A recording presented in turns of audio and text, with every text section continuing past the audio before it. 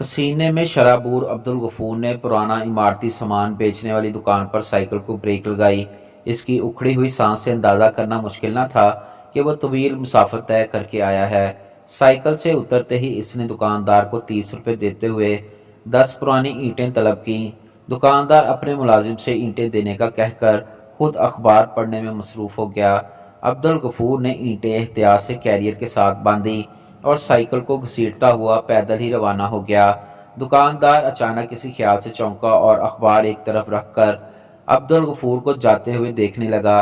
वो सोचने लगा, ये शख्स जो एक अरसे से हर दूसरे तीसरे दिन 10 ईंटें खरीद कर ले जाता है, इनका क्या करता होगा। इत्तेफाक से अगले ही दिन अब्दुल गफूर इसकी दुकान पर 10 ईंटें खरीदने के लिए आ गया।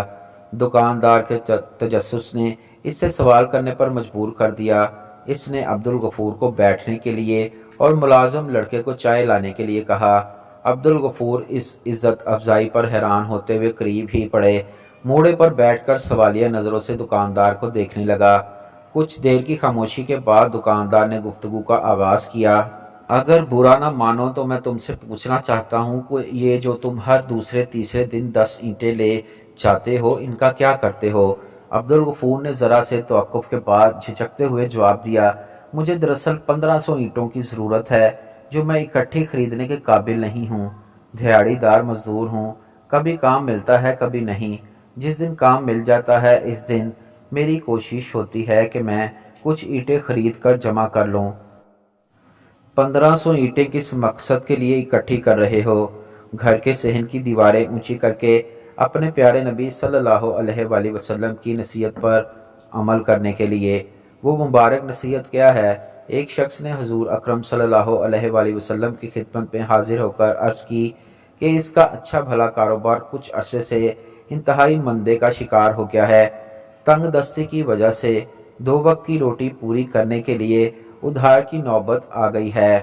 नबी पाक ने इस शख्स की बातें हमदर्दी के साथ सुनने के बाद मशवरा दिया कि वो अपने घर के सहन की दीवारें ऊंची कर ले, सब ठीक हो जाएगा। इंशाअल्लाह वो शख्स हुजूर सल्लल्लाहु अलैहि वसल्लम से मजीद कोई सवाल किए बगैर रुखसत हो गया। कुछ ही दिन बाद इसने आपकी खिदमत में हाजिर होकर इंतहाई मुसर्रत भरे लहजे में बताया कि इसका कारोबार चमक उठा है और अल्हम्दुलिल्लाह कर्ज भी उतारने के काबिल हो गया है। लेकिन इसकी समझ में ये बात नहीं आई कि सहन की दीवारों का रिज़्क में तंगी से क्या ताल्लुक था। नबी अकरम सल्लल्लाहु अलैहि वसल्लम ने मुस्कुराते हुए उसे समझाया कि उसकी गली से एक यहूदी घोड़े पर सवार होकर गुजरता था। दीवारें छोटे होने की वजह से सहन में काम काज करती इसकी बीवी पर यहूदी की नज़रें पड़ती थीं।